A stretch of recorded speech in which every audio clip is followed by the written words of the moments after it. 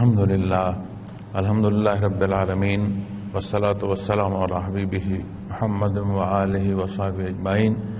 اما بعد اعوذ باللہ من الشیطان الرجیم بسم اللہ الرحمن الرحیم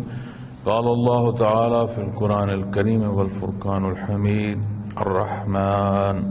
علم القرآن خلق الانسان علمہ البیان الشمس والقمر بحسبان والنجم والشجر يسجدان اللهم سبحانك لا علم لنا إلا ما علمتنا إنك أنت العليم الحكيم مولاي صل وسلم دائما أبدا على حبيبك من زانت به الأسر. معزز سامعین کرام، السلام علیکم ورحمۃ اللہ. آج کا ہمارا سبق جو ہے وہ مراقبہ عبودیت ہے. یہ دوائر ثلاثہ کے بعد، دوائر محبت کے بعد مراقبہ اس میں ظاہر و باطن ہے کہ جس سے ان دوائر میں جو انوارات نصیب ہوتے ہیں اور اللہ کریم احسان فرماتے ہیں کہ وہ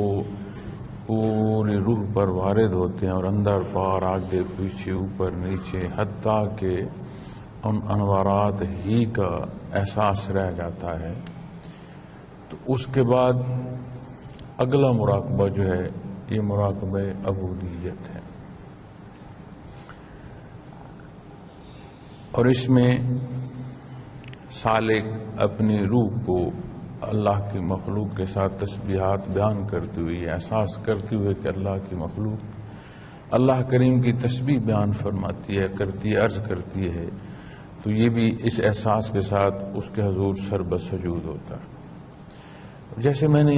پہلے بھی عرض کیا تھا کہ صوفیاء عمومی کمزوریوں پر بحث نہیں کر رہے ہوتے، جب سالک کے حالات پر بات کر رہے ہوتے تو وہ جو ایک انا کی کیفیت ہے، ایک جو نفس کی ایک ذاتی انا یا اس کی اپنی بات ہے کہ مجھ جیسا کوئی نہیں، اور اس پر جب وہ بحث کر رہے ہوتے ہیں وہ کہتے ہیں کہ سب سے آخری جو غلطی یا کمزوری صوفی جسے جا کر نکلتی ہے یا یہ کمی بیشی الگ ہوتی ہے، یہ انا ہے اور میں ہے کہ وہ اپنی ذات سے باہر نکلے. چونکہ یہ چیزیں دیکھنے میں بھی آئی ہیں کہ عبادات کے ساتھ بھی یہ چیزیں منسلک پائی گئی ہیں. کتنے ایسے لوگ ہیں جنہوں نے عبادات کو تحریر کر رکھا ہوتا ہے، انہوں نے ڈائریاں اور کاپیاں پڑھ رکھی ہوتی ہیں، لکھ رکھی ہوتی ہیں کہ اتنی تسبیحات میری ہو گئی ہیں، اتنی میں نے نوافل ادا کیے ہیں، اتنے میں نے دین کے سلسلے میں قدم اٹھائے ہیں، اتنے لوگوں تک بات پہنچائی ہے. کیونکہ یہ حساب کتاب کی بات نہیں، جہاں کہ حکم کی تعمیل ہو رہی ہے وہاں حساب جچتا ہی نہیں ہے، وہاں حساب ہو سکتا ہی نہیں ہے. کیونکہ انسان شکرانے سے نہیں نکل سکتا، چاہے جائے کہ وہ حساب کتاب کی بات کرے. اسی لیے قیامت کے روز جو وقت میزان کے حالات بیان فرمائے جاتے ہیں دین اسلام میں، وہاں بھی یہی ہے کہ جس کو بخشش نصیب ہوگی اسے اللہ کی رحمت سے بخشا جائے گا، وگرنہ یہ ممکن ہی نہیں ہے کہ کوئی جو کچھ اس نے عطا فرما دیا ہے. میں تو یہ بھی سوچتا ہوں کہ ہم تو عطا میں یہ چیزیں دیکھتے ہیں کہ وجود ہے، بے شک عطا ہے، احساسات ہیں، بے شک اس کی عطا ہے، ضروریات ہیں، احساس ضرورت ہے، ایک حیات ہے، اس حیات کے تسلسل کے لیے وجود میں بے شمار حصے ہیں، دیکھنا، سننا، بولنا، چھونا، بے شمار احساس اور ضروریات باہم موجود ہیں، اور ہمہ وقت وہ عطا فرما رہا ہے. ایک ہی زمین ہے، اسی زمین سے مخلوق کو جانے کب سے رزق دے رہا ہے، ہم بھی اسی سے کھا رہے ہیں. آنے والے زمانے میں کتنے وقت باقی ہے، کتنی مخلوق ہوگی، سارا اسی میں سے کھا رہا ہے. میں تو ایک اس پہلو سے بھی سوچتا ہوں اور سمجھتا بھی ہوں کہ اللہ کریم نے جو اپنی عبادت کو پیدا فرما دیا، یہ ایک بات ہی اتنی بڑی بات ہے کہ پھر پیچھے اور کسی بات کی ضرورت ہی نہیں رہتی کہ شکرانہ ادا کرنا فقط اس ایک بات کا کہ اللہ کریم نے مجھے اپنی عبادت کے لیے پسند فرمایا، اور کسی بات کی ضرورت ہی نہیں رہتی. لیکن جو تعلق ہے اس تعلق کے جاننے کا، اس جاننے میں محبت کا، پھر اس محبت یا اس عشق میں اس درجے کا ہونا کہ یہ اس کا کرم ہے کہ وہ مجھے اپنے حضور سجدہ ریز ہونے دے، اور احسان ہے اس کا کہ مجھے اس نے اپنے سجدے کو پیدا فرمایا۔ یہ بڑی گہری بات ہے۔ اللہ کریم یہ چاشنی دے، یہ ایمان کی مضبوطیاں ہیں، ایمان کے راسخ ہونے کی نشانیاں ہیں، اللہ کے کرم اور احسان کہ یہ کیفیات نصیب ہو، ورنہ تو ہم بیٹھے حساب پڑ جاتے ہیں، بلکہ حساب میں بھی ہمارا گلہ آنا شروع ہو جاتا ہے کہ میں نے تو اتنی عبادات کی ہیں، میں تو اتنا اچھا ہوں، اتنا مخلوق سے بہتر رویہ کرتا ہوں، پھر بھی میرے ساتھ مسائل ہیں، پھر بھی میرے ساتھ بیماریاں ہیں۔ تو وہ پیمانہ جو بندگی سا ہے اس سے بہت نیچے ہم گر آتے ہیں۔ جب نیچے گر آتے ہیں تو پھر حساب کتاب ہے، اسے زبان میں کوئی بولے، دل میں کوئی احساس رکھے یا تحریروں میں لے آئے، یہ ناقص حصے ہیں۔ تو جب اللہ کریم دوائر ثلاثہ کی جو کیفیات ہیں وہ عطا فرماتے ہیں اور ایک انوارات کی کیفیت چھا جاتی ہے کہ عطا اتنی ہے کہ اس کا حساب نہیں ہے۔ دوائر سے جو منعکس ہو کر روح پر انوارات پڑتے ہیں وہ سمجھ نہیں آ سکتی کہ کتنے ہیں، اتنے شدید ہیں۔ اور اللہ کی شان روح میں جو قوت رکھی ہے جذب کرنے کی، اس کی بھی انتہا کی سمجھ نہیں آ رہی ہوتی کہ اتنا زیادہ جو ہے انوارات اس پر پڑ رہے ہیں، اور اتنی ہی شدت سے جو روح ہے سالک کی وہ بھی جذب کر رہی ہے۔ اب اس میں جو جذب کرنے کی کیفیت ہے یا جو وہ حال ہے، اس کا انحصار صوفی کے اپنے معاملات پر آتا ہے۔ کتنے صدقے دل سے وہ ذکر میں بیٹھا ہے، کتنی وہ محنت کر رہا ہے۔ اسی پہلو پر تو جو عمل ہے اسے مجاہدہ کہا گیا۔ تو مجاہدہ جو کیا جا رہا ہے، اس مجاہدے میں اللہ کریم کی توفیق ہے، لیکن اس کے بدلے جو کچھ عطا ہو رہا ہے وہ بھی ہمارے پیمانوں میں نہیں آ سکتا۔ مجاہدہ کی بات ہوئی تو اللہ احسان فرماتے ہیں، کرم فرماتے ہیں، ہم اس قابل نہیں کہ جہاں کی ہم باتیں کر رہے ہیں، جن کیفیات یا جن مقامات کی باتیں کر رہے ہیں، میں نہیں سمجھتا کہ عمومی طور پر ان مقامات سے یا ان مقامات کے ناموں سے ہی واقفیت رہی ہو معاشرے میں۔ معدوم ہو گئی یہ چیزیں، چاہتا کوئی نہیں، اور جب چاہتا کوئی نہیں وہ کسی کو کیا نصیب ہو۔ تو یہ تو نہیں ہو سکتا کہ کوئی چاہے اور اسے قرب الہی کی منازل نصیب نہ ہو، لیکن اب چاہتا کوئی نہیں، حالات ایسے مادیت کی طرف آ گئے ہیں، مادیت پرستی آ گئی ہے، اور اسی جہان کو مانتے ہوئے کہ یہ عارضی اور فانی ہے، لیکن یہ احساس جو ہے یہ اٹھ رہا ہے، کمزور ہو گیا۔ ہر کوئی اپنی اپنی حیثیت اور اپنی اپنی استعداد میں اسی میں گم ہوتا چلا جا رہا ہے، اسی دنیا میں یہیں کی آبرو کو وہ حتمی سمجھ رہا ہے، یہیں کی حیثیت کو وہ آخری سمجھ رہا ہے، یہیں پر وہ اپنا قائم رہنے کے جو معاملات ہیں یا اپنی بلندیوں یا حیثیتوں کی باتیں اسی میں میخ میں لگا ہے اور تعمیر میں لگا ہے۔ اور عجیب بات ہے کہ قرآن کریم جو ہمیں واضح فرما دیتا ہے کہ یہ جو کچھ تقسیم ہے اللہ نے فرما دی ہے۔ تو یہ ایک عجیب حال ہے کہ جس میں ہم کھوئے چلے جا رہے ہیں۔ لیکن جب بندے کو یہ کیفیت نصیب ہوتی ہے کہ اسے انوارات اور وہ انتہا نصیب ہو رہی ہوتی ہے، یہاں پھر یہ کیفیت ہے کہ پھر بندہ ذات میں نہ آ کر پھنس جائے۔ ساری ان کیفیات اور انوارات کے حصول کے بعد پھر بات آ گئی ہے ایک تو نہیں ہے، جو کچھ ہے اس کی تسبیحات بیان کر رہا ہے، اور وجود انسانی میں نفس کا جو مقام ہے یہ پیشانی ہے، اور وجود میں ظاہری طور پر جو بلند مقام ہے وہ بھی پیشانی ہے، اور انسان جتنا سینہ پھلا کر چلتا ہے اتنا وہ اپنا سر اور اٹھا کر چلتا ہے، اور بدبختی کی انتہا ہو جائے تو بھی وہ سر کی بلندی کی بات کرتا ہے۔ تو وہ اپنی آخری جگہ جو نفس کا بھی مقام ہے اور وجود کی بھی بلند ترین جگہ ہے، جیسے کسی کے آگے ٹیکنا وہ اپنے آپ سے بڑا سمجھنے کے مترادف سمجھ، پھر وہ اپنی آخر کو اللہ کے ہر حضور زمین بوس کر دیتا ہے۔ وہی زمین جہاں پر وہ قدم رکھ کر چل رہا ہے، اور وہیں پر وہ اپنی پیشانی ٹیک دیتا ہے کہ سبحانہ ربی الاعلیٰ، کہ تمام بڑھائی اللہ کے لیے، تمام خوبیاں اللہ کے لیے۔ اور جب اللہ کریم کی بڑھائی اور اللہ کریم کی صفات مانی جا رہی ہوتی ہیں تو از خود یہ کیفیت اور یہ اعلان ہو جاتا ہے کہ میں کچھ نہیں ہوں، اپنی کامائیگی کا اظہار از خود ہو جاتا ہے۔ تو جب سالک اس سجدے میں ہوتا ہے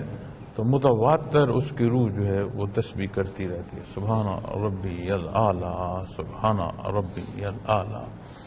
اب میں نے پہلے بھی مراقبات کی متعلق گزارشات پیش کرتے ہوئے عرض کیا تھا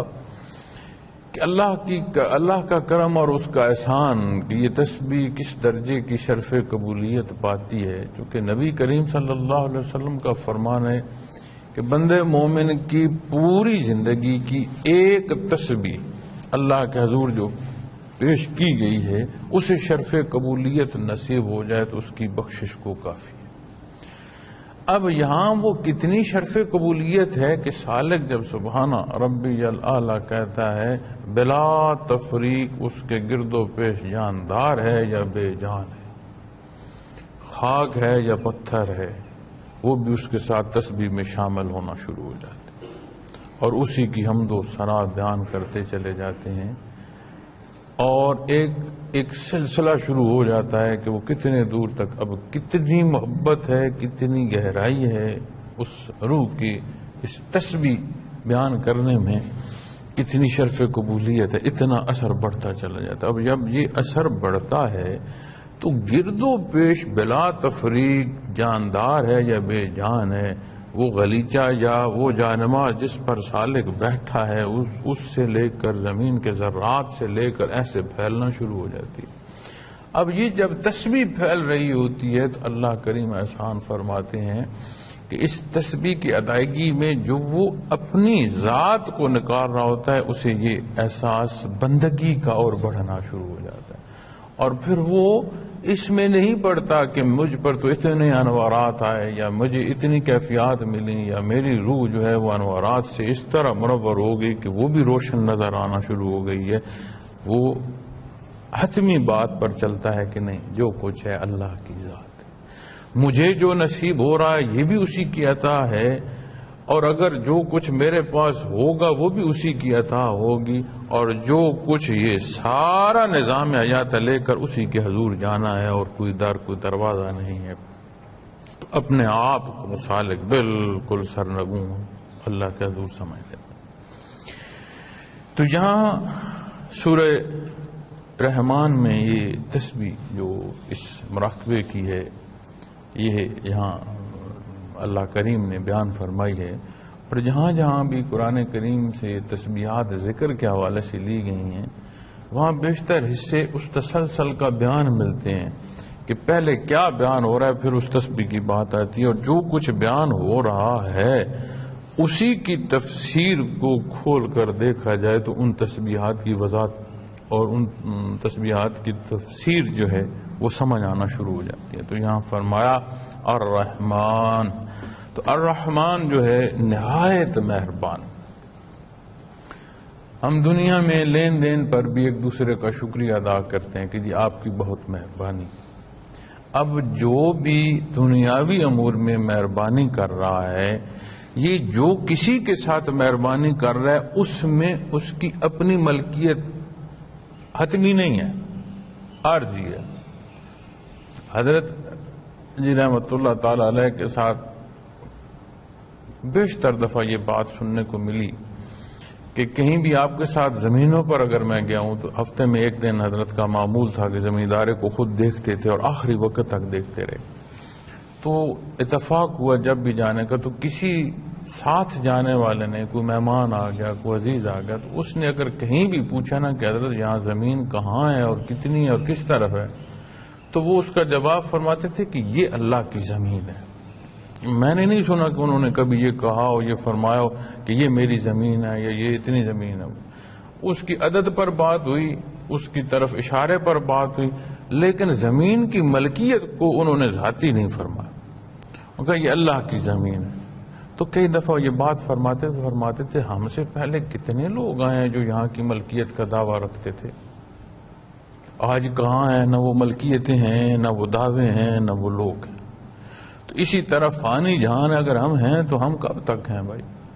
ہمارے بعد جانے کون دعویٰ کر رہا ہوں؟ تو جو اصل حقیقت ہے، جو اس کا اصل مالک ہے، پھر اسی کا نام ہو تو وہ بہتر نہیں ہے کہ یہ جو زمین ہے میری کیا، یہ تو اللہ کی زمین۔ تو وہ جو مہربانی عمومی حیات کی ہم دیکھتے ہیں، اس میں بھی اگر اصل ڈھونڈی جائے نا، تو کسی کے ساتھ کوئی مہربانی جو کر رہا ہے، اس کے لیے جو اس کے پاس استطاعت ہے، جو طاقت ہے، وہ کہاں سے لے رہا ہے؟ جس کو اس قابل اللہ نے بنایا کہ وہ کسی کے ساتھ شفیق ہو سکے، اس شفقت کے لیے اس کے پاس جو قوت ہے، اس کے پاس جو استطاعت ہے، وہ کہاں سے لائے؟ تو اس کی مہربانی جو عمومی ہے اسے اللہ قبول فرمائے، لیکن اس بات کی حتمی حیثیت جا کر دیکھو گے تو وہ بھی اللہ کی عطا ہوگی جس پر وہ آگے کسی پر مہربان ہوگا، اس کی ذاتی کوئی چیز نہیں۔ تو عمومی مہربانی جو ایک دوسرے کی یا مہربان ہونے کی کیفیات پر بات ہوتی ہے، یہ عام بات ہے۔ نہایت مہربان صرف اسی کی ذات ہے جو اللہ رب العالمین۔ پھر مہربان رحمت سے ہے، تو جب یہاں رحمان کی بات آتی ہے تو الرحیم کی بھی ساتھ آتی ہے، اور سورۃ فاتح میں دونوں حصے متصل ہیں، الرحمن الرحیم دونوں۔ اور رحمان فاعلان کے عربی جو گرامر، اس میں فاعلان کے وزن پر جتنے بھی لفظ آتے ہیں اس میں عطشان ہے، غصان ہے، اس پہ علماء بحث فرماتے ہیں کہ یہ وقتی اور عارضی کیفیات ہوتی ہیں۔ جیسے کسی کو غصہ آیا، غصان، وہ بڑے غصے میں ہے، لیکن وہ غصے کا جو معاملہ تھا وہ حل ہو گیا تو بھی غصہ کم ہو جائے گا، وقت گزر گیا تو بھی کم ہو گیا، کسی نے آ کر تصفیہ کرا دیا تو بھی کم ہو گیا، وقتی ہے، ہمہ وقت وہ نہیں ہے۔ پیاسا ہے، اس کو پانی دے دیا گیا، جتنا شدید بھی پیاسا ہو، جہاں بلب ہو، لیکن جب اس کی پیاس کا سبب اس کو مل گیا، پانی مل گیا، تو اس کی پیاس بجھ جائے گی، وہ کیفیت ختم ہو جائے گی۔ لیکن الرحیم جو ہے وہ فعیل کے وزن پر آتا ہے عربی گرامر میں، اور اس وزن پر جو بھی لفظ آتے ہیں یا کیفیات آتی ہیں وہ حتمی ہوتی ہیں۔ جیسے حکیم، اب حکیم ایسا نہیں ہے کہ ایک وقتی طور پر حکیم ہے کہ دانا ہے، دانائی اس کے ساتھ چلتی ہے، اس کی عمر کے ساتھ چلتی ہے۔ تو یہاں جب یہ بحث کی جاتی ہے تو علماء اس پر جو بحث فرماتے ہیں، اور خاص کر حضرت رحمۃ اللہ تعالی علیہ نے جو یہاں پر صفت رحمت سے الرحمن اور الرحیم پر تفسیر بیان فرمائی، وہ بہت خوبصورت اور بڑے باریک نکتے ہیں جنہیں بڑا سہل کر دیا ہے مجھ جیسے کمزور لوگوں کو سمجھنے کے لیے۔ تو جب الرحمن کی بات آتی ہے تو وہ فرماتے ہیں کہ ایسا نہیں ہے کہ اللہ کی جو رحمت ہے اس کو کوئی کمی یا رکاوٹ آ جانے، اللہ کریم نے اس کا اظہار دنیا میں ہر ایک کو عطا فرما دیا۔ چونکہ کوئی مسلم یا کافر، کوئی مشرک، کوئی منافق، کسی حال میں کوئی ہے، کوئی بھی مخلوق ہو، اس کا تسلسل ممکن ہی نہیں ہے کہ وہ اللہ کی رحمت نہ۔ تو صفت رحمانیت کا اظہار ہے کہ اسے بھی رزق مل رہا ہے، انہی فضاؤں سے وہ بھی سانس لے رہا ہے، اسی زمین سے وہ بھی کھا رہا ہے، اسے بھی اولاد مل رہی ہے، اس کے وجود کی بھی افزائش ہو رہی ہے۔ ورنہ جو باڈی سیلز کا 6 مہینے کا تسلسل ہے، تو باڈی سیلز کی تعمیر ہی رک جائے تو 6 مہینے سے آگے تو وجود جو ہے وہ ختم ہو جائے، میلٹ ہو جائے، اس کی قوت وجود نہ رہے۔ تو جو بھی چیزیں دنیاوی حصوں میں بلا تفریق مومن و کافر، عابد و زاہد کسی کو بھی نصیب ہو رہی ہیں، وہ فرماتے ہیں کہ اسے اللہ جل شانہ نے وہ اظہار ہے صفت رحمانیت کا۔ اور پھر وہ فرماتے ہیں تفسیر میں، اور علماء کے بھی حوالے بیان فرماتے ہیں کہ جب الرحیم تو دوام ہے، وہ فرماتے ہیں یہ وہ صفت ہے جس کا اظہار یہاں بھی بندہ مومن کو نصیب ہے، اور اس کا اظہار ابدالآباد آخرت میں بھی ہوگا۔ اللہ کی رحمت تو حق ہے، اللہ کی صفت ہے، لامحدود ہے۔ اس صفت رحمانیت کا جو حصہ بلا تفریق ہے اسے روک دیا جائے۔ آخرت میں اگر کوئی نصیب ہوگا حصہ تو وہ صفت رحمیت کا ہوگا، اور جو ابدالآباد ہوگا، اور اس کے لیے شرط ایمان ہے۔ جو ایمان نہیں لے کر جائے گا اسے پر کوئی حصہ رحمت کا نصیب نہیں ہوگا، وہ غضب کے حصوں سے پائے گا، وہ سزا اپنی لے گا۔ اور قرآن کریم میں یہ بات بڑی واضح بیان فرمائی گئی ہے کہ جو کوئی عمل کرے گا اتنا ہی آخرت میں پائے گا، اور یہ سالے عمل کے بارے میں جو فرمایا گا اس سے زائد ہوگا۔ جو عمل بد ہے اس میں بھی جو قرآن کریم فرماتا ہے وہ فرماتا ہے جو کوئی جتنا کرے گا اتنا اس کا بدلہ پائے گا۔ مومن ہے، ایمان ہے، کمی کمزوری ہے، اللہ کریم معاف فرمانے والے وہ معاف فرماتے رہتے ہیں، یہاں سبب عطا فرماتے رہتے ہیں کہ یہاں سے یہ بھار بندہ ہے مومن لے کر ہی نہ جائے، اور کوئی کمی بیشی ساتھ چلی گئی پھر بھی صفت جو رحیمیت ہے اس سے مومن کو فائدہ نصیب ہوگا۔ لیکن ایمان ایسی دولت ہے کہ یہ ہو تو سبب ہوگا، یہ نہ ہو تو پھر کوئی چارہ نہیں ہے، پھر اسے کوئی حصہ اللہ کی رحمت سے نصیب نہیں ہوگا۔ لیکن پھر بھی جو اللہ کریم نے فرمایا ہر ایک کو وہ ملے گا جتنا اس نے کیا ہے۔ اب اچھائی کا بدلہ زائد ہے اور برائی کا بدلہ عین اتنے مطابق ہے جتنی کی ہے۔ پھر فرمایا اللہ جل شانہ نے کہ یہ وہ حصے ہیں جو خود اپنے اوپر ظلم کر رہے ہو۔ ایسا نہیں ہے، چونکہ ہم جب بات سنتے ہیں نا برزخ کے حالات کی، دوزخ کے واقعات جو بیان فرمائے گئے پیش آئیں گے، ان سارے کو سنتے ہوئے کہتے ہیں بڑا شرط۔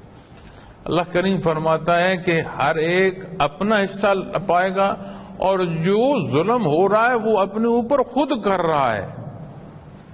اور اس روز جب حساب کتاب ہوگا تو ایسا نہیں ہے کہ حساب کتاب باتیں بس ٹھیک ہے یہ گناہ والا آگے اس کو ادھر پھینک دو، یہ فلاں آگے اس کو ادھر پھینک دو۔ قرآن کریم شہادت دیتا ہے کہ اعضاء بھی شہادتیں دے رہے ہوں گے، ہاتھ اور پاؤں بھی بول رہے ہوں گے یا اللہ اس نے یہ کیا، یہ سچ ہے، یہ غلط ہے۔ جنہیں پوجا جا رہا ہے دنیا میں، جو بت تراش کر اپنے ہاتھوں سے پوجے جا رہے ہیں، وہ بھی گواہیاں دے رہے ہوں گے بہر اللہ میں نے نہیں انہیں کہا۔ شیطان بھی اس دن کہہ رہا ہوگا جب سارا الزام اس پر آئے گا کہ تو نے ان کو کہا، وہ کہے گا بہر اللہ جو تو نے حق عطا فرمایا وہ بھی تو وہاں تھا، فیصلہ تو انہوں نے کیا، بے شک میں نے انہیں گمراہ کرنے کی کوشش کی ہے، لیکن یہ عمل تو انہوں نے ذاتی فیصلے سے کیا، زبردستی تو میں نے نہیں کرا۔ تو وہ اتنی گفتگو اور حالات اور واقعات روز معاشر کے ملتے ہیں کہ قرآن و حدیث کو سامنے رکھ کر ان حالات اور واقعات کو لے کر تو بڑا واضح سمجھ آتا ہے۔ ایسا نہیں ہے کہ کوئی نقطے کا ابہام بھی ہو، بڑی چیزیں واضح ہوگی۔ اللہ کریم ہمارے حال پر رحم فرمائے اور اس روز سوال سے حفاظت نصیب اللہ معاف فرمائے کہ ہم سے سوال ہو، چونکہ نبی کریم صلی اللہ علیہ وسلم کا ارشاد ہے کہ قیامت کے دن اگر کسی سے سوال ہو گیا کہ یہ کام تم نے کیوں کیا ہے، اسے دوزخ سے کوئی نہیں بچا سکتا، کیونکہ مخلوق کے پاس کوئی جواز نہیں ہے اللہ کریم کے حکم سے تجاوز کا۔ تو جو یہاں دنیا میں تسلسل ہے اس کی شان ہے، انہیں بھی عطا فرما رہا ہے، جو صرف کفر نہیں، جو کفر کی بھی ان حالات پر ہیں کہ وہ اللہ کے مقابل کھڑے ہیں اور اپنے آپ کو خدائی کے دعوے کر رہے ہیں، انہیں بھی اسی نے عطا فرمایا ہے۔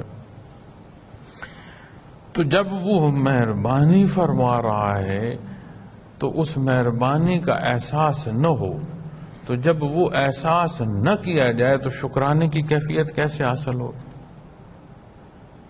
تو یہ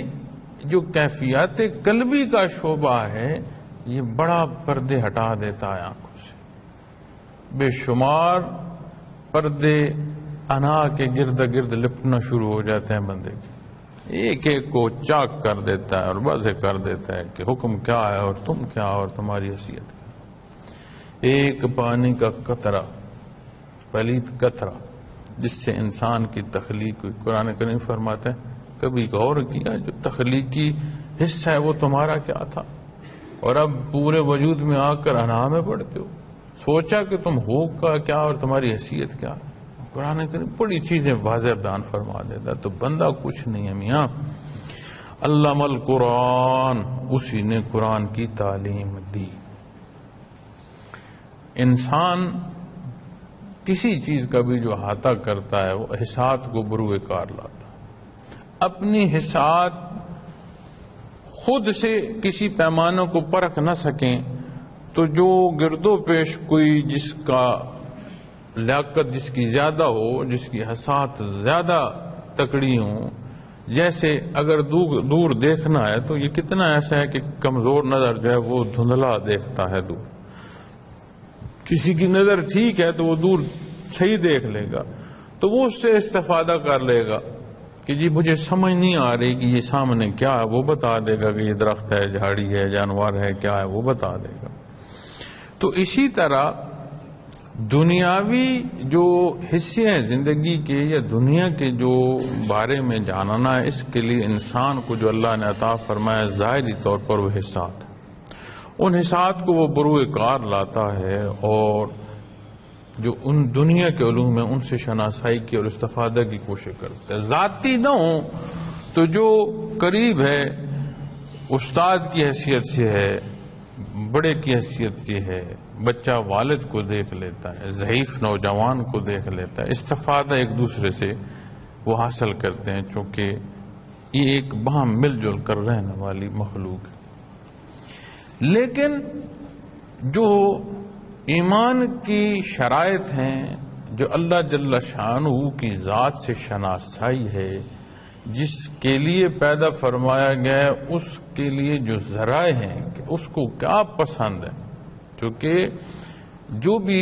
عہد فطرت کس سے آتے ہیں کہ جہاں پر دین کے احکامات جو ہیں وہ مخلوق میں نہیں ہیں، وہاں ایک شرط ضرور ہے کہ مظاہر قدرت کو دیکھتے ہوئے بندہ اس بات پر پہنچ جائے کہ کوئی ذات ہے جو اکیلی ہے، کوئی ذات ہے جو اس نظام کو چلا رہی ہے، کوئی ہے جو مالک ہے اس کائنات۔ اتنا ہی ایمان ہے، یہی عبادت ہے اور یہی پیمان ہے۔ لیکن جب بات آتی ہے نا ان شناسائی کے پہلوؤں اور اس تک پہنچ کی، تو انسانی استعداد نہیں ہے اس کا کہ وہ خالق کی مرضی کو، خالق کی اس طرح کے پہلوؤں کو جان سکے کہ وہ کیسے راضی ہوگا۔ اس نے جو مجھے پیدا فرمایا ہے، اس پیدائش کے شکرانے کے لیے مجھے کون سا انداز درکار، یہ کیسے جانتا؟ یہ جو ابھی ہم مراقبہ عبودیت کی بات کر رہے ہیں کہ سجدہ ریز ہو کر اس کے حضور عرض کر رہا ہے، اپنی سب سے بلندی کو سرنگوں کر رہا ہے، شان اس کی مان رہا ہے کہ تو سب سے بلند ہے میرے مالک، سبحانہ ربی الاعلیٰ، ایسا اور کوئی نہیں۔ یہ کہاں سے ملتا؟ یہ رکوع سجود کیسے ملتے؟ جنت و دوزخ کی خبر کہاں سے پاتا؟ اعمال اور معاملات پر جو بحث ہے، جو اس کے صحیح اور غلط، بہتر اور بہترین کے جو تقاضے ہیں، یہ کہاں سے وہ سمجھتا؟ اس کے پاس یہ طاقت نہیں، کیونکہ اللہ کریم کی ذات اللہ معدود ہے اور ہماری ساری سمجھ جو یا استعداد ہے یا احساس ہیں وہ محدود ہیں۔ ممکن ہی نہیں ہے مخلوق میں یہ رسائی ہی نہیں ہے کہ وہ خالق کو جان سکیں تاکہ وہ سبب عطا فرما، اور اس نے کرم، مہربانی اور احسان فرمایا، اپنے انبیاء اور رسول مبعوث فرمایا جن کے ذریعے یہ خبریں ہمیں عطا فرمائیں، اور پھر اس کے ساتھ اسی نے قرآن کی تعلیم دی کہ یہ کلام ذاتی عطا فرما جو ہر حصے کے بارے میں بڑا واضح ہمیں بتا رہا ہے، پیدائش کیوں ہوئی، پیدائش ہے تو کیا کرنا ہے، کیسے رہنا ہے، احسان کیا ہے، لحاظ کیا ہے، عبادت کیا ہے، کفر کیا ہے، شرک کیا ہے، ذاتی زندگی سے اجتماعی معاملات تک اور عالم خلق سے لے کر عالم امن اور عبد العباد حیات کے حصوں تک ایک ایک چیز پر شناسائی دیتا چلا جائے۔ اب جب حسات کی بات آتی ہے تو قرآن کریم میں حسات ظاہری کے ساتھ ایک کیفی حصہ افدا کے ساتھ بیان فرمایا گیا، یعنی قلب کی کیفیت۔ اب ہے پیدائشی طور پر افدا کی جو کیفیت ہے، اس کا مرکز ہر ایک کے اندر پیدائشی طور پر رکھا گیا ہے، اسے کوئی زندہ کرتا ہے یا اس روح کی اس نورانی پہلوؤں کو کوئی اپنے سے دور کر دیتا ہے اور مال نفسانی خواہشات اور ایک جانور کی حیات جو ہے وہ اس میں رہ جاتا ہے، تو اس کے لیے ضروری ہے ایمان کا لانا۔ تو جب ایمان کے لانے کی بات آئے گی تو جو ہستیاں ایمان لانے کی شرائط سے ہمیں آشنا کرنے کا سبب بنی وہ اللہ کے انبیاء اور رسول، اور ہم پر خصوصی انعام فرمایا بعثت محمد الرسول اللہ صلی اللہ علیہ وسلم۔ اور قرآن کریم جو کلام ذاتی ہے، اتنے سال اور اتنا زیادہ کلام اور کسی امت کو نصیب نہیں۔ کرم اور احسان فرمایا کہ 23 سال تسلسل سے وقفے وقفے سے ضرورت کے مطابق اور بڑا واضح ایک ایک حصہ اس کی بذات ملتی گئی اور ایک نظام حیات نصیب ہو گیا اللہ کے کلام سے۔ اب جب صرف کلام کی بات کریں گے تو عربی زبان آ جائے گی، اور صرف زبان کی یا تحریر کی بات کریں گے تو اس میں حروف آ جائیں گے، اور حروف کا جو ہے وہ ایک مجموعہ ہے۔ تو یہی دال الف لام میم نون رے غیر قرآن میں جو کلام عربی میں کیا جا رہا ہے وہاں بھی یہی بولا جا رہا ہے، اور اگر لکھا جا رہا ہے تو بھی یہی لکھا جا رہا ہے۔ تو یہ جو حروف ہیں یہ قرآن نہیں ہے، ان حروف کے اندر جو حصہ ہے، جو پیغام ہے، جو نصیحت ہے، جو کیفیت ہے، وہ کلام ذاتی ہے۔ چونکہ جو کوئی بھی کلام ہوتا ہے اس میں جتنا بھی اثر ہو وہ متکلم پر جاتا ہے، کہ جو بیان کر رہا ہے اس کے بیان میں کیا ہے۔ جیسے ہم کسی شاعر کا شعر پڑھتے ہیں یا سنتے ہیں، بہت اعلیٰ شعر ہو تو واہ واہ کہہ اٹھتے ہیں، حالانکہ وہ بھی الف بے جیم دال کا مرکب ہوتا ہے، لیکن الف بے جیم دال نہیں اس کی ہوتی، ان کے مجموعے کے اندر جو کیفیت وہ بند کر کے بیان کر رہا ہوتا ہے، ہم اس کیفیت کو جب سمجھتے ہیں تو واہ واہ کہہ دیتے ہیں۔ کتنی تحریریں ہیں، کتنے مضامین لوگ لکھتے ہیں، کتنے اداریے لکھے جاتے ہیں،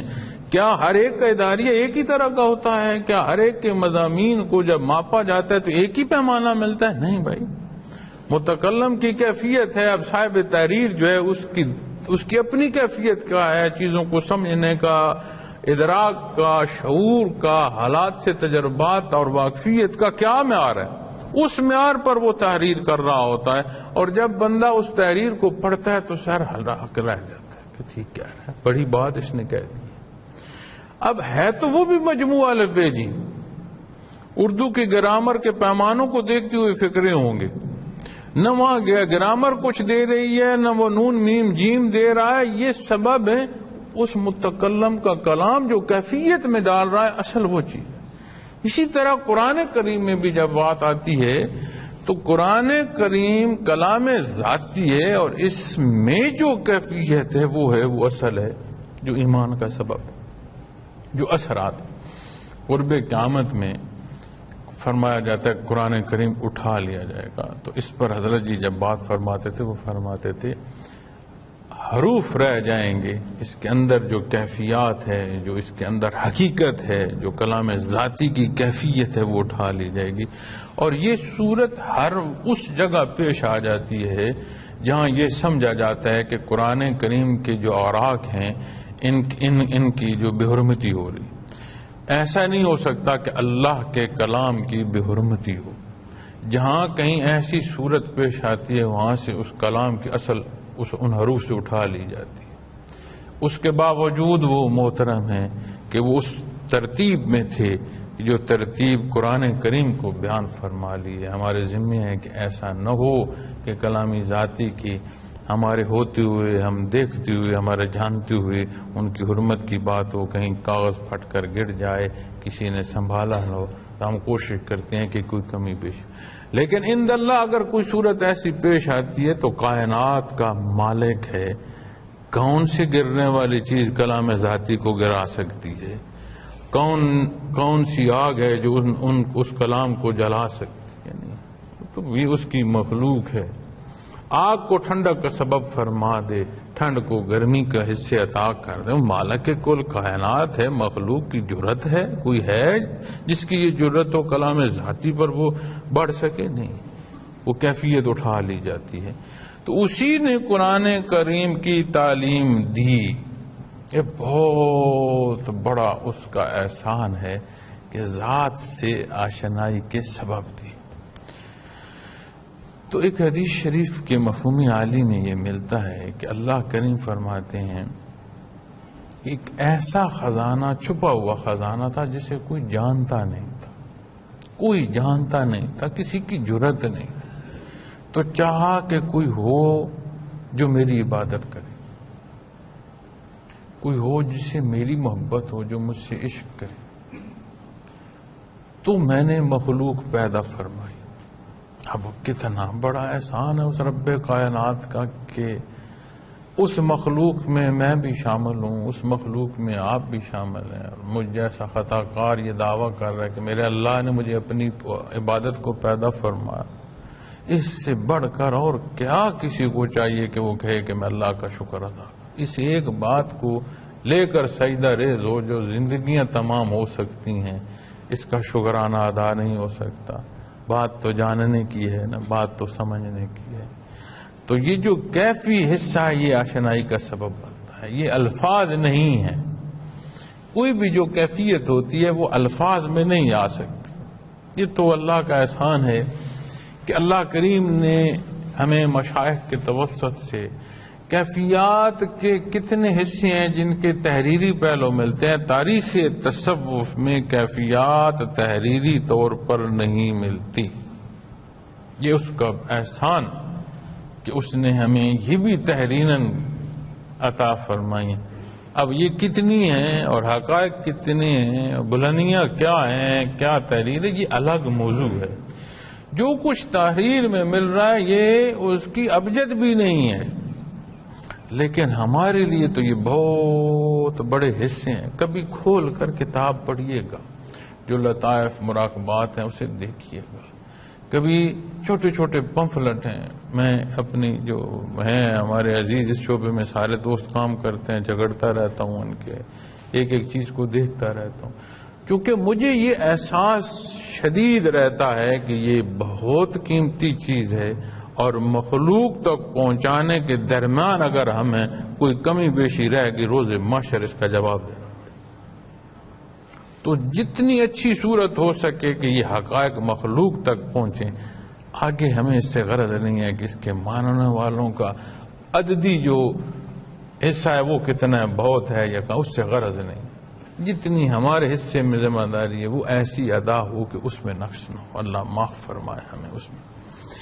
تو قرآن کریم اسی نے قرآن کی تعلیم عطا فرمائی، کلام ذاتی ہے۔ اور اگر یہ صورت دیکھ لی جائے کہ میں بھی خوبصورت لحافوں میں ڈالوں گا، گھر کی اونچی جگہ پر رکھ دوں گا، مصیبت آئے گی تو اتار لوں گا، کسی کی سانس اکھڑ رہی ہے تو سورہ یاسین پڑھ لوں گا، بیماری ہے تو سورہ رحمان پڑھ لوں، پھر ہم نے کیا سمجھا اس کلام کو؟ اس عطا کا شکرانے کی کیفیت ہم نے کیا پائی؟ خلق الانسان، انسان کو پیدا فرما، تیرا ہے کیا جسے پیدا ہی اس نے فرمایا؟ جس نے ہمیں پیدا فرمایا مالک کل کائنات تو ہے ہی وہ۔ پھر اپنی پیدائش جو میں عرض کر رہا تھا، اپنی پیدائش کے جو انداز ہیں ان کو دیکھتے ہوئے آئے نا تو بھی سمجھ آ جاتی ہے کہ میں کس حیثیت کا مالک ہوں،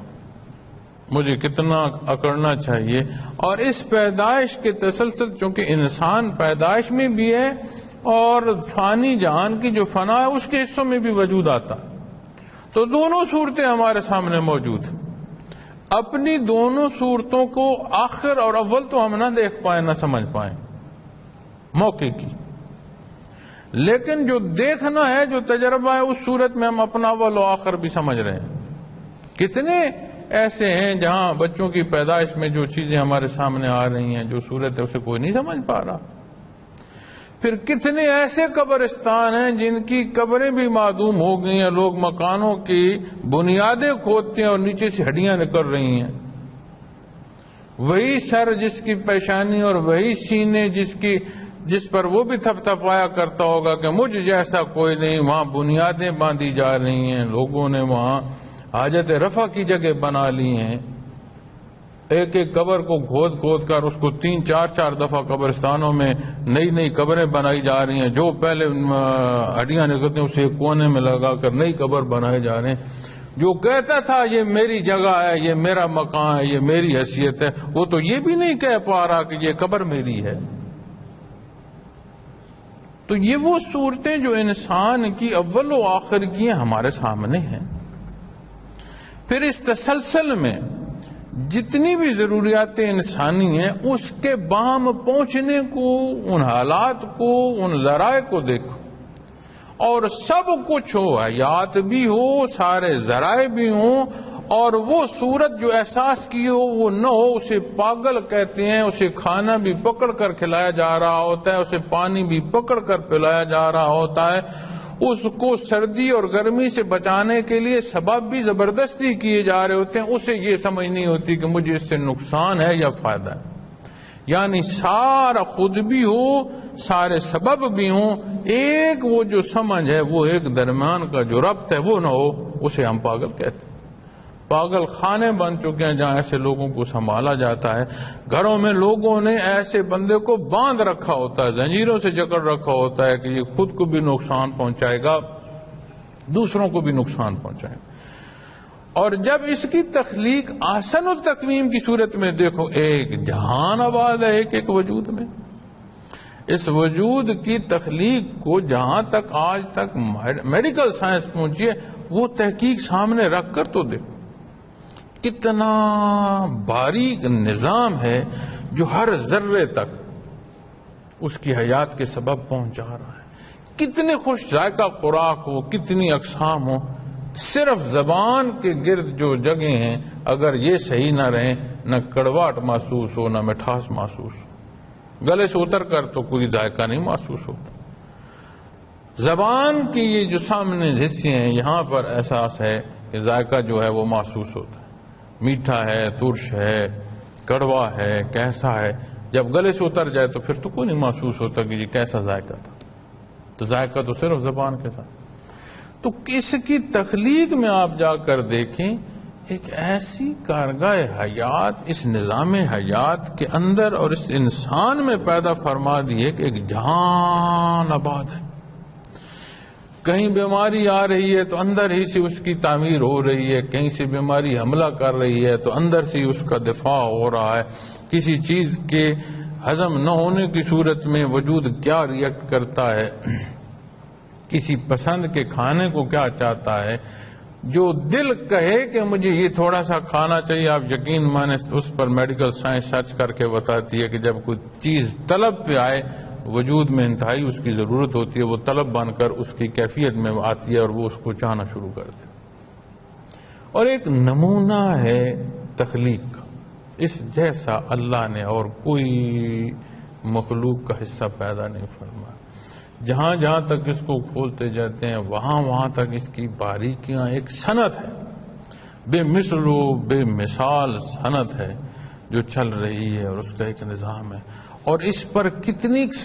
تحقیق ہو چکی ہے، بیماریوں کے حوالے سے، صحت کے حوالے سے، طاقت کے حوالے سے، کمزوری کے حوالے، کتنے پہلوؤں سے انہیں تھوڑا تھوڑا پڑھیں اور تھوڑا سنیں تو حیران بندہ ہو جاتا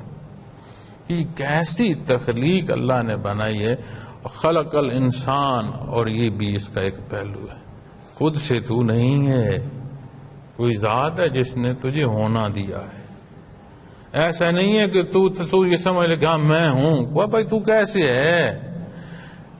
قائم بے ذات تو واحد اللہ ہے، باقی جو کچھ ہے اسی نے بنایا ہے، اسی کا پیدا کیا ہوا ہے۔ اسی طرح تو بھی اسی کا پیدا کیا ہوا ہے، تو بھی قائم بے ذات نہیں ہے، قائم رکھنے سے قائم ہے جب تک تو ہے۔ اور تجھے کیا نوازا، کیونکہ جب مطلق انسان کی بات آئے گی تو صرف یہ مٹی کا وجود نہیں ہے۔ قُلِ الرُّوحُ مِنْ أَمْرِ رَبِّي، حیات کے سبب کو کیا حصہ عطا فرمایا اس عالم آب و گل میں، اس حیات اور ایمان کی بلندیوں کے لیے عالم امر سے کوئی حصہ تجلیات ذاتی کا ایسا امر سے عطا فرمایا جسے ہم سمجھ ہی نہیں سکتے، ہماری سمجھ عقل و خرد سے باہر ہے۔ وہ عطا کتنی بڑی ہے، کیونکہ اللہ کریم قرآن کریم فرماتے ہیں کہ اسے تم نہیں سمجھ سکتے، تمہاری سمجھ سے باہر ہے۔ اس عالم میں استعداد ہے ہی نہیں کہ وہ روح کو سمجھ سکے کہ یہ کتنی بڑی عطا ہے. اتنی بڑی عطا ہے کہ اس پورے نظام حیات میں یہ استطاعت ہی نہیں ہے کہ یہ اس کو سمجھ تو سکے نا کہ یہ ہے کیا، اس کا ہونا، اس کا ملنا کیسے، وہ تو ہے کیا، اتنی استطاعت نہیں ہے. تو مطلق جب انسان کی بات آ رہی ہے تو اس کو وہ بھی عطا فرمائے. نمونہ تخلیق کا اس کی تحقیق کو دیکھیں بندہ حیران ہو جاتا ہے، اور وہ تو ایسا بے نیاز ہے. آپ دیکھیں کہ جب یہ برف گر رہی ہوتی ہے، برف کے گالے گر رہے ہوتے ہیں، تو برف کے گالے پھر ایک وجود رکھتے ہیں. ہر گالے کے اندر ذرات ہوتے ہیں برف کے، اور آج کل جو اس پر سر چاہیے آپ دیکھیے گا کہ ہر گالے کے اندر کتنے ذرات ہیں وہ شمار نہیں ہو سکتا. اور ہر ذرے کو جب خوردبین پر دیکھا گیا ہے اور اس کی تصاویر بنائی گئی ہیں، ہر ذرہ دوسرے سے مختلف ہے. برف کے ذرات جو گر رہے ہوتے ہیں ان میں ایک ذرہ دوسرے سے مماثلت نہیں رکھتا، اور کھرب ہا گنا کتنے ہوں گے شمار ممکن نہیں ہو سکتا، کوئی دوسرے سے نہیں. کیسی تخلیق اللہ نے فرمائی، ایک نمونے ہیں ہر چیز کے. لیکن اس میں افضل الخلق جو مخلوق پیدا فرمائی ہے وہ انسان. خلق الانسان، انسان کو پیدا فرمایا. علمہ البیان، پھر اس کو بولنا سکھایا. یہ جو ظاہری بولنے کی کیفیت ہے یہ فقط زبان تک بات نہیں رہتی. اس لیے اگر کوئی سماعت نہ کر سکتا تو یہ بولنا کس فائدے کا تھا. اس بولنے کے پیچھے سمجھ نہ ہو تو یہی زبان لل کر رہی ہوتی ہے، الفاظ کو نہیں انداز سے بول سکتی. تو یہ جو بیان اور بولنے کی کیفیت ہے اس کے حتمی حصے تک پہنچنے کے لیے یہ ساری جو استعداد ہے سمجھنے کی، سمجھ کے بولنے کی، اور آواز جو اسے آواز گلا دے رہا ہے اس کی جو سامنے سماعت کر رہا ہے اس تک، پھر اس سماعت سے جو استفادہ حاصل کر رہا ہے اس کو جو دماغ دیا ہے، پھر ان دونوں کو استفادہ کرنے کے لیے جو وجود عطا فرمایا، جو حالات عطا فرمائے ہیں، کیسے کس طرح ایک بندے کو بتایا جاتا ہے کہ بیج بوئو تو وہ بیج فضا میں بوئے گا، اس کو دکھایا جاتا ہے ایسے بیج بویا جائے، وہ زمین میں بیج بوتا ہے، اس کا حل کیسے چلایا جائے، اس بیج سے پہلے کیسے تیاری ہو. تو اس بولنے کے سیکھ جو فرمایا گیا اس میں صرف لفظ نہ رہ جائے گا، یہ آواز نظام حیات پورے کا پورا آنا شروع ہو جاتا ہے. علمہ البیان، پھر اس کو بولنا سکھایا. پھر جب بول کی بات آئے گی تو ہمیں اسلام فرماتا ہے کہ ناپ تول کر بولو، نہ فضول بولو، نہ کم بولو، نہ زیادہ بولو، نہ تلخ بولو، ناپا تولا خوبصورت بولو، اللہ کو حاضر ناظر جان کر بولو، اور وہ بولو جو قرآن و سنت کے تحت آتا ہے. اب جب کو تعلیمات قرآن کے تحت بولنا ہوگا تو وہ بولنا کیسا ہوگا، اس میں کتنی مساوات ہوگی، اس میں کتنا ٹھہراؤ ہوگا، اس میں کتنی ٹھنڈک ہوگی، اور اس سے کتنا مخلوق کو سکھ ہو سکتا ہے. چونکہ ہر وہ حصہ جو اسلام تعلیم دیتا ہے وہ عین صحیح ہے اس حیات کو کے تسلسل کے لیے. اسلام کے احکامات میں زیادتی نہیں ہے دونوں طرف کی، نہ زائد ہیں نہ کم ہیں. اس میں جب ہم اپنی سمجھ کا دخل دیتے ہیں تو یا ہم زیادتی کی طرف چلے جاتے ہیں یا ہم کمی کی طرف جاتے ہیں. عین اسلام کے مطابق اختیار کیا گیا عمل پورے اعتدال پر آتا ہے، صراط مستقیم. اسی لیے اسلام کو فرمایا گیا، اور نبی کریم صلی اللہ علیہ وسلم نے زمین پر آڑی تیچی لکیریں لگا کر پھر ایک سیدھی لکیر لگائی. پھر آپ نے فرمایا یہ جو سیدھی لکیر ہے یہ صراط مستقیم ہے، ایک جگہ سے دوسرے، یعنی جو مقصد ہے اس تک اس مخلوق کو سیدھا اور عین صحیح اور پہنچانے والا راستہ جو ہے وہ اسلام ہے، اور صراط مستقیم ہے، سیدھا راستہ ہے. تو جب اس سیدھے راستے پر چلا جائے تو فاصلے کم ہوتے ہیں، سفر آسان ہوتے ہیں، اس سیدھے سفر کو جتنے موڑ دیتے جائیں اتنی تکلیف بڑھتی جاتی ہے، اتنا منزل دور ہوتی چلی جاتی ہے۔ تو جب اس بیان کو قرآن کریم کے تحت لے آئیں گے، اللہ کے حکم کے تحت لے آئیں گے، دیکھو نا پہلے فرمایا وہ بڑا مہربان ہے،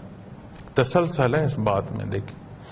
وہ بڑا مہربان ہے، بلا تفریق کرم فرمایا اس نے، اور مسلسل یہ کرم اور احسان کا سلسلہ جاری ہے، اور تب تک جاری ہے جب تک یہ حیات ہے، یہ بھی بیان فرمایا۔ پھر فرمایا اسی نے قرآن کریم کی تعلیم دی، یعنی چیزیں کھول کر اور واضح کر دی، اس کا مہربانی اور اس کا احسان۔ اور قرآن کریم ہر ایک کے سامنے ہے، اسے کافر بھی پڑھ رہا ہے، اسے مشرک بھی پڑھ رہا ہے، اور عجیب حال دیکھیں، آج ہمارا مسلمان کہتا ہے مغرب کو دیکھ لیں وہاں اسلام نہیں ہے لیکن دنیا کی ترقی ہے، اپنے ممالک کو دیکھ لیں یہاں اسلام کا نام ہے لیکن دنیا کی ترقی نہیں۔ میاں انہوں نے اسی قرآن سے استفادہ حاصل کیا ہے، انہوں نے نبی کریم صلی اللہ علیہ وسلم کے فرمودار سے استفادہ حاصل کیا ہے،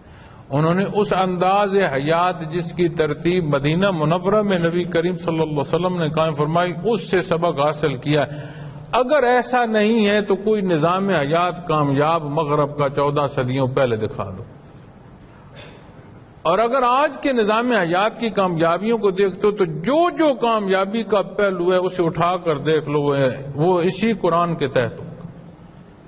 تو اس کو کسی نے ظاہری حیات اور اس ظاہری حیات کی کامیابیوں کے حوالے سے بھی پڑھا تو ہے نا جی،